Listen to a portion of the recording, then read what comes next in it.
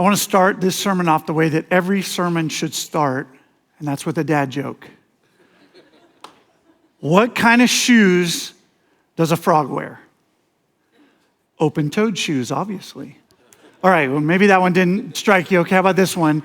If 19 and 20 were to get in a fight, who wins? 21. A little bit better. Okay. The beauty of humor, the beauty of dad jokes is that they put a smile on our face. Sometimes they put a smile on our face because they're funny, and sometimes because they're not quite as funny, but it still makes us smile. And when we smile, what we actually communicate to the people around us and the people that are in our vicinity is that we're trustworthy, that we are encouraged by our surroundings, that we feel safe. That little bit of a smile does that. So if you had like a hope meter, and somebody's hope meter is just kind of going along at whatever level it's at, and there's a little joke or a little smile, that hope meter blips up for a second. And they're able to enjoy a little bit more hope. Now, it'll settle back down if there's not something to maintain that. But in a world where we know that hope is a struggle for us, we have an opportunity to just offer people just a little bit of hope, even if it's momentary. But what if we could do and make a change to people's hope that actually made that hope meter, instead of just going along and popping up for a second and then popping back down, what if we had the ability, as it was going along, to make it go up and then stay there, or even continue up? Because we know that hope is a struggle in our world today. So I would ask you, like, how's your hope meter? Where's that at today as you just sit here and reflect? Where is your hope meter? Feels like ever since COVID, the last 3 or 4 years, it's just been one thing after another. We just read day after day, depression's up, anxiety's up, loneliness is up, worry is up. All those things are true. That's happening in and around everybody we know, that hope is struggling. But maybe part of the challenge we face is that we have, to some degree, just forgotten that hope matters. That we actually need hope in our lives as the world has somewhat moved past God and said, oh, I don't need God in my life. We don't need God. We can do all this and things will work out great. And then we see everything heading the other direction. Maybe we need to pause and say, maybe we need, as people, hope. And maybe part of that hope comes from our Creator.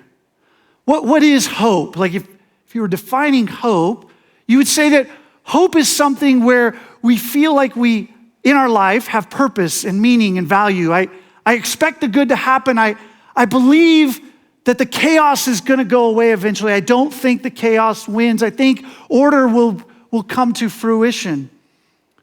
And that's something that we all need. We need that hope in our lives just as we move forward. And I believe that God put that in us at creation. At the very moment of our creation, He instilled in us this desire for order and hope and purpose and meaning.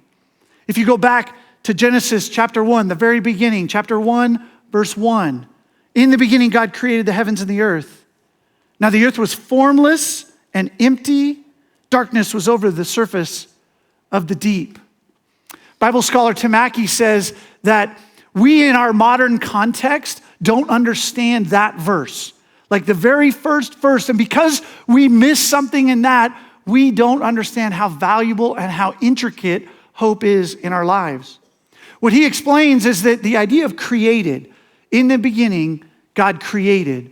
Our modern mind, our enlightened minds, post-enlightenment, we take the word created and we say, that means that God made something where there was nothing. Something came from nothing. That's what our minds tell us. That's our interpretation of the idea of created. But what Tim says, the ancient mind would have approached that word created. What they would have said is, it's not that something came from nothing. It's that order came from disorder. In other words, the world was dark, formless, chaotic. There was no safety. And God stepped in, and as He created order. And order is what gives us our hope. In our context, as we move through life in America in 2023, in Bozeman, Montana, we need hope, but we need it in two different ways. See, we need hope for the future. We need an eternal, long-range, out there hope. But we also need hope in our circumstances day to day to day to day. I want to unpack a little bit about each of those. And let's start with the idea of the long-range, eternal hope. You see, that hope comes from the questions, things like, does God win? Does God defeat evil? Is pain and suffering, is that going to just keep going on? Like, you pick up the news and you read what's happening in the Holy Lands this week and you just go, man, is there any hope that pain and suffering and evil is going to end? Has God just abandoned us to the chaos of our world, to leave us in despair and hopelessness? In other words, all those thoughts are the same question. They're saying, is there light at the end of the tunnel? Is there somewhere out there that I can put my hope, that I can believe that good is going to win, that order will reign, and that love will be the end result? Genesis 1's the beginning. God sets up hope in the beginning. At the end of Scripture, Revelation chapter 21, John writes, I saw the holy city, the New Jerusalem, coming down out of heaven from God, prepared as a bride, beautifully dressed for her husband. And I heard a loud voice from the throne saying, look, God's dwelling place is now among the people. He will dwell with them. They will be his people. God himself will be with them and be their God. He will wipe away every tear from their eyes. There will be no more death or mourning or crying or pain, for the old order of things has passed away. This is our hope as a believer, that death has already been defeated, that we win in the end, and that we will be with God. There'll be no more mourning in that place. And for some of us, we've had that hope, that light at the end of the tunnel, but maybe it's a little bit dim. Maybe just everything that's going on has just kind of suppressed it for us a little bit. And maybe our hope meter's just not at its optimum level. For some of us, we've never had that. That hope's not even something that's part of our thought process or ever been part of our mindset. But that is the thought process. That future hope is absolutely critical in us moving forward. And so if that light is a little bit dim, if we're not sure about that, how do we boost that light? How do we engage and grow that hope for the future? Just a couple thoughts about that. One would be, if Jesus is eternal, if God is eternal, and we're asking questions that have an eternal nature to them, would it not make sense to go that direction to ask the questions? In other words, via prayer, could we approach God and say, reveal this, help me understand what it is you say? Would it make sense for us to jump into the New Testament and understand, what does Jesus say about these things? What is Jesus about? Is he a trustworthy source? Can I have hope in what he is offering me as I move through my days and I look toward the future? Can I put myself in a position to be in and around people that already have that hope? That light at the end of the tunnel is bright and vibrant. Those people, when they are in my life, they can influence me, they can encourage me, they can challenge me to see the hope that I don't see, or to grow the hope that I need grown. One way I think about this idea of this long-range hope is I think about seasickness. I grew up around Seattle, and in Seattle, my dad had a sailboat. It was a pretty small boat, but we spent weekends and most of the summer with the boat. And in Puget Sound and in the San Juan Islands, usually the waters are pretty calm. But there are days where you get out on the Strait of Juan de Fuca or the Strait of Rosario, you get into some of these open water areas, and if the wind kicks up, the waves begin to really drive. And they hit the boat hard. And all of a sudden, that boat, which was calm now, starts to sway left to right, front to back, or all at the same time, both. And when that can happen, all of a sudden you get that sinking feeling in your stomach, and that seasickness kind of steps in. When you get seasick, if you've never done it, when you get seasick, your natural reaction, the natural thing you think to do is to kind of curl up in a ball and kind of squeeze the pain. You kind of drop your eyes and kind of just kind of come inside yourself and try and get rid of that queasiness that you feel. And anyone who's been on a boat or has sailed much knows that's the exact wrong thing to do. Your nature tells you it's the right thing to do, but your nature is wrong. The thing you need to do when you have motion sickness or seasickness is get your eyes up. Find the horizon. You find the horizon, and the horizon is unique because the horizon is stable. It's unmoving. The horizon is fixed. Everything going on around you, it just stays there. And when we lift our eyes and fix them on Jesus, who is stable, who is consistent, who is unchanging, that can relieve that queasiness. That can be our hope. We have to get our eyes up. We have to look out to the eternal. We have to look to the future and not recoil into ourselves and drop our eyes as we would be prone to do. Paul writes it this way in 2 Corinthians. He says, therefore, we do not lose heart, though outwardly we are wasting away. Life is tough. It's chaotic. Things are going on. The news keeps coming at us. It's depressing and frustrating. Though outwardly we are wasting away, inwardly we are being renewed day by day. For our light and momentary troubles are achieving for us an eternal glory that far outweighs them all. So we fix our eyes not on what is seen, but on what is unseen, since what is seen is temporary and what is unseen is eternal.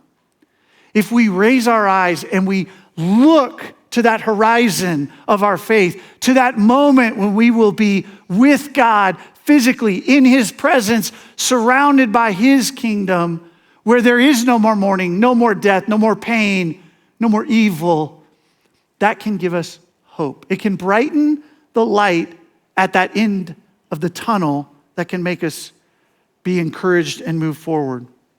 You see, a life with God, a life with hope, has its hope set not in somewhere to be, not, I don't want to set my hope on heaven. I don't want to set my hope on something. I set my hope on someone. It is that I will be with God in heaven that makes this hopeful. Not just that I'll be in a place. I'm not trying to get to some place. I'm trying to get to someone, my Father, who will take care of me. Our significance, our value, our meaning, our purpose is about who we are with more than where we are. The psalmist says it this way, why, my soul, are you downcast? Why so disturbed within me? Put your hope in God. Don't put your hope in something or some place, something temporal, something short-term. Put your hope in God, for I will yet praise him, my Savior and my God. My soul is downcast within me. Therefore, I will remember you. Life with God has hope because it looks out to the future and it knows that he wins, that chaos does not reign, that evil will go away. But even for some of you, you may have that hope. The light at the end of the tunnel may be bright, but that does not mean that today you aren't struggling, that your hope in the short term, your hope for today is really low. Your hope meter, if you will, is at rock bottom in this moment, this day. Yes, I have hope for the future, but today I lack hope. And that, if we look around our society, if we look at everything that's going on, if all the numbers are true in depression, That's got to be a piece of it. That we have lost hope in today. And hope for today, that requires us that we have purpose and meaning and value. That we believe there is some reason that we are part of today that we are. When people lose hope, they take drastic measures. They isolate. Suicide rates rise because they have no hope in today. We have to have our hope for now. But what's crazy is this is like not a new phenomenon. COVID didn't create this. Like lack of hope in today is rampant throughout our culture and every other culture on the planet. It even goes back to when Jesus was teaching the disciples. The disciples are with Jesus, like with him physically, like touch him on the shoulder with him. And they walk through this. Mark chapter 4. That day when evening came, Jesus said to his disciples, let's go over to the other side. Leaving the crowd behind, they took him along just as he was in the boat. There were other boats with him. A furious squall came up and the waves broke over the boat so that it was nearly swamped. Jesus was in the stern, sleeping on a cushion. The disciples woke him and said, Teacher, don't you care if we drowned? The disciples know. Dude, they are in it. They know what's coming. They have hope for the future. The light looks bright. They believe they're going to win. This is big time. And yet in this moment, on the Sea of Galilee, they lose hope. And they go to Jesus and they say, don't you care if we're going to drown? And that's, I think, a really relatable thing, at least for me. I don't know for you, but for me, as I go through my days, there are so many days where I'm like, don't you care if I'm going to drown? Like I just feel that lack of hope in the moment and it just brings me down. It is super frustrating. I know that there are people listening right now that have that same feeling. Man, I've got hope in the future. I know the end is good, but man, today it's hard. Today doesn't feel very hopeful. What do you practically do about that? Like what do we do to restore or regain or grow hope today when we're in that spot? I think it kind of goes back to the same ideas we were just talking about. Get your eyes up. Get on the horizon. Think about him who is eternal, that there is that good end. And then on top of that, get with people that can encourage you. Involve yourself in lives. Get engaged with people in a way that you find purpose. When you engage in the lives of others, you find purpose in your life and in your day. Get yourself involved in that. I don't know if you've seen the movie. It came out a couple years ago. Tom Hanks is in it. It's called A Man Called Otto. Couple disclaimers.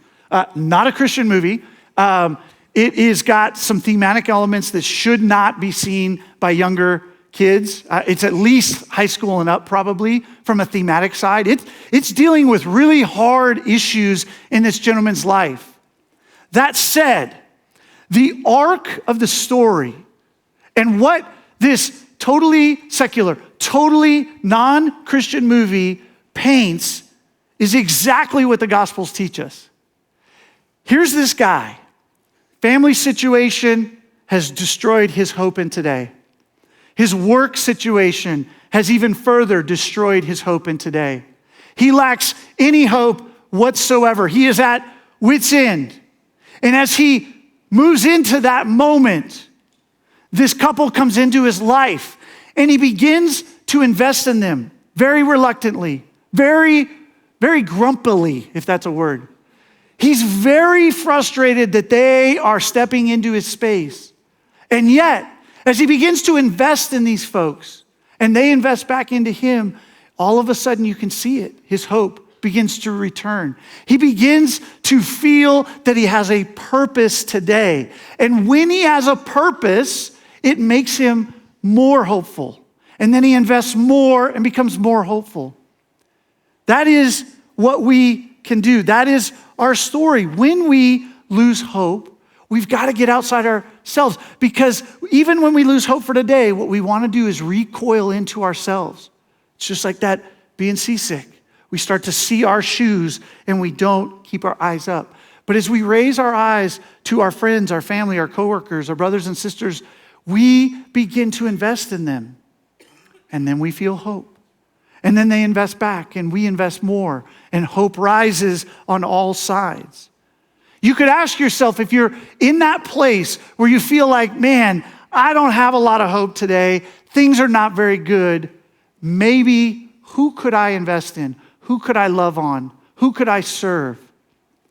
You could even be sitting here today and maybe your hope meter is like really good. I'm cruising in life.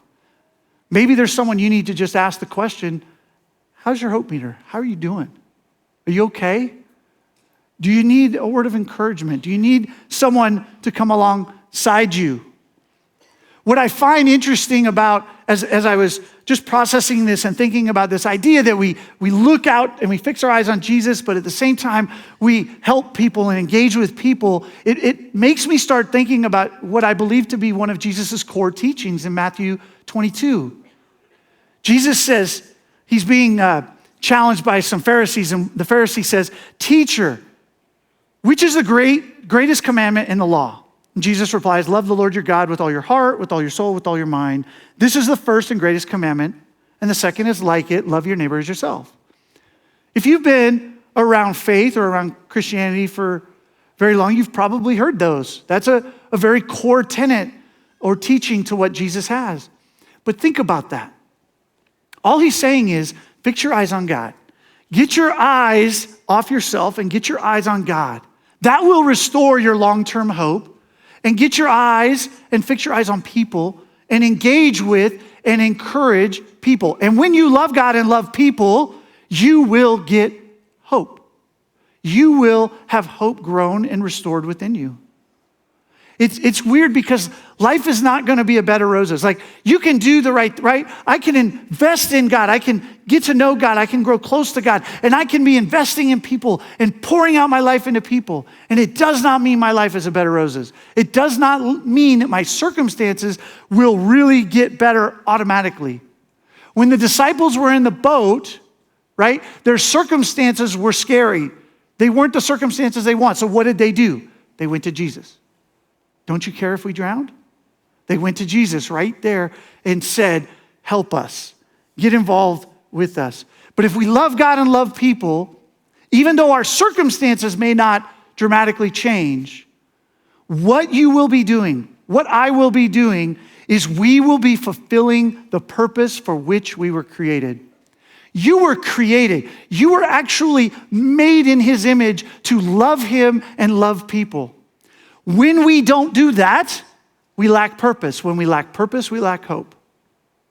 Hope comes when we do the thing we were meant to do. When we love God and we love people. We fulfill our purpose. That's the purpose for everybody, whether they know it or not. The people in your life that are far from God or have rejected God or whatever else, that's their purpose. They may not know it, but that's their purpose. Their purpose is to love God and love people. It's why our society is struggling. Our society wants to preach love people. That's awesome. Love people. That's awesome. Love people. That's awesome. But if we don't love God in that process, hope tanks. We see it. That's the circumstances we find ourselves in. We have to help people understand they've got to love God and love people. That's why we were created. That's our design. If something is created for something but not doing it, if I take a screwdriver and I pound a nail in, I may get the nail a little bit closer, but I am taking something that has a different purpose, trying to use it for the purpose it was not created. If I use a screwdriver to drive in a screw, it works great. And we as people have a purpose. We were created with a purpose to love God and love people. It's kind of funny. I grew up outside of the church. My family, as a young person, we did not go to church. It just wasn't something that was a part of our lives. And it was interesting as I came to faith in my high school years, I began to ask the question of, why do people go to church on Sunday morning? That is so weird. Like, do you know how many fun things you can do on a Sunday morning? Like, I did not understand as a new believer, like, why in the world? Like, there's football on, you can get outside. Like, there's so many things we could be doing. Why do people go to church And then they do it the next week and the next week. Like, what is the deal? Like, that was such a bewildering concept to me as a new believer. But years later now I understand. I understand because what happens all week, right? All week we just take body shots. Man, relationship struggles, this hits, work that, school here. Like, we just taking shots all week and we get worn down. And that light, that hope, that just takes a little bit of dings. And so what do we do about that? As believers, we get up and we come together. And what do we do when we come together on a Sunday morning? Well, the first thing we do is we love God, right? We spend time in worship. We spend time in teaching and talking about his word. Like, we learn and grow in our love for God. That's why we're here. That's one of the reasons we're here. But the other reason we're here is we love people. As we're here, we get a fist pound or high five or hug or whatever, have conversations with people. We get to see how they're doing and they get to see how we're doing. Like, the simple act of loving God and loving people, after all of the body shots of the week, start to give us a little bit of renewed hope. It's encouraging. It's encouraging for us to engage together in this way. For those of you that are online, there's two different groups of people online. There's one group of people that are online right now that's what they have to do. There's health things or there's a million reasons, but they're online full-time and they have to be. And my message to you would be this: you're gonna get the love God part of what we're talking about because you're gonna get the worship and you're gonna get the teaching, and that's awesome.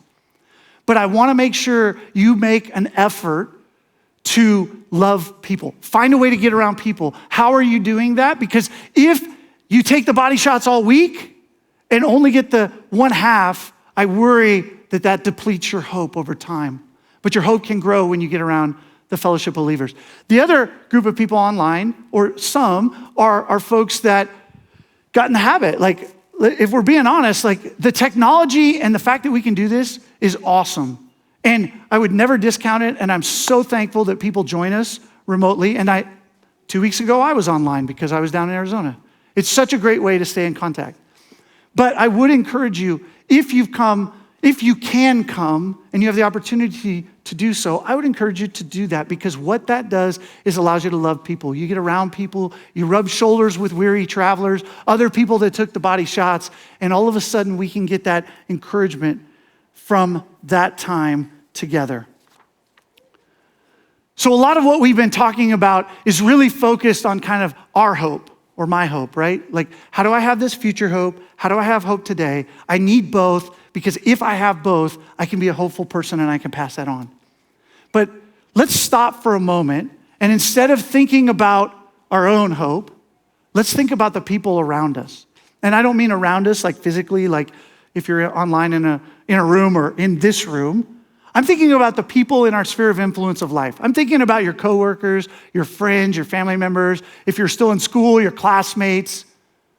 I know that each of us know people that are lacking hope, that are depressed and anxious and lonely. And there's a lot of things that have to happen on that. But one thing I would ask you is, are you, or would you be willing to step into that with them? As you know someone at work or wherever that is their hope meter is rock bottom, would you step into that with them? Would you give yourself the opportunity to help raise up their hope? And you might be sitting there going, well, how would I do that? Like, what would that look like? Do I need a theology degree? Do I have to memorize the entire Old Testament? Like, what does that look like? I'm gonna give you a what does that look like that's really simple. And everyone is qualified to do it. The option I would offer you that you could do is within the context of relationship with people you know at work and your family, your friends. Just invite them to come experience what you experience on a Sunday morning, right? We come to church to renew our hope, to restore our spiritual selves, because we want to love God and love people, and we get in that environment to do that. Bring somebody with you. Just ask somebody to join you on a Sunday morning and come sit by you. And you might say, well, I think they probably wouldn't say yes. Lifeway did a study recently. 80% of people that do not attend church said if invited by someone they had a relationship with, they would go.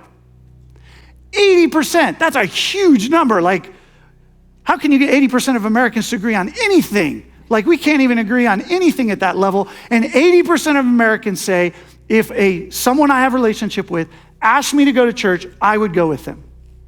And that would give that person who is struggling with hope the opportunity to be engaging in worship and teaching and love God, get to know God a little bit more, and at the same time, be around you wonderful, smiling people, and be able to rub shoulders and gain hope from loving people as well. Almost every week, I spend time with someone, either in my office, coffee, grabbing lunch, and they're new to faith. They're re-engaging faith. And I love to hear those stories. I'm very thankful that I get to be a part of that conversation. But here's what I will tell you that might encourage you as you think about this. Almost everybody has a similar path to how they've re-engaged their faith.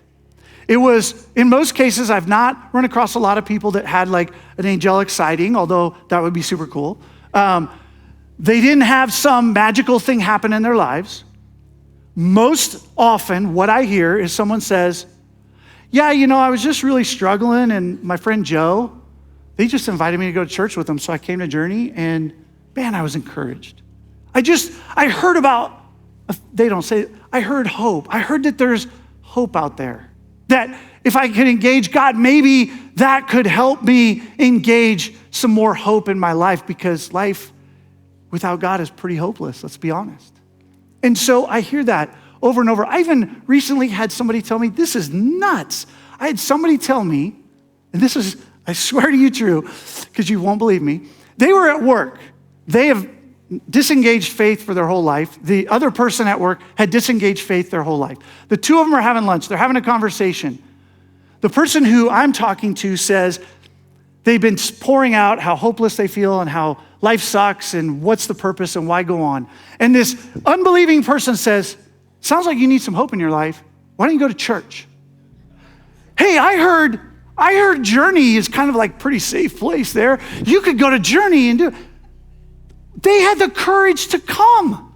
Like, they actually came and began to engage their faith. And I'm talking to them a month later, and all of a sudden, this person is alive and flourishing, and their hope meter is off the charts high. And it's just because somebody made the simple suggestion, well, why don't you just try going to church? So we can have that impact. There are 2,000 people that will engage in either in person or online this weekend here at Journey. Imagine if each of us walked out of here and said, okay, I got one person. I don't have to change the world. I don't have to solve the hunger crisis in whatever country. I don't have to, deal with poverty. I just need to give hope to one person. So over the next month, I'm going to invite one person to engage with me at Journey in Faith. That would be 4,000 people then, right? 2,000 now, each one comes. Gallatin Valley is about 100,000 people. That's 4% of the population. Do you realize if we kind of did that repeatedly within 6 months, everyone would have had the opportunity? Doesn't mean everybody's going to take it. Our job isn't to make people do stuff. Our job is just to present the opportunity. Would you be willing to say, I'm going to invite one person that I know is struggling with hope, that's a little bit down. I want to give them that opportunity by engaging in church with them next to me. That is my challenge or prayer or hope for you. Will you pray with me? Father God, we are so thankful for you being the God of hope, that you came down and you gave us hope by your death and your resurrection, and that life without you, I cannot imagine what life without you would be like. But God, I know that there's many of us that we have you, we have a relationship with you, and yet we are still struggling with hope in our lives right now. Would you encourage us, Lord? Would you give us just a sneak peek, a smile, something to engage and raise our hope meter, Lord? And would you then help us to be people that would do the same with others in and around our life? Would you help us to engage them and give them hope, Lord.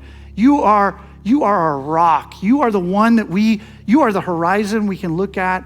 It is stable and unchanging. And I pray, Lord, that you would help us to do that today. In Jesus' name, amen.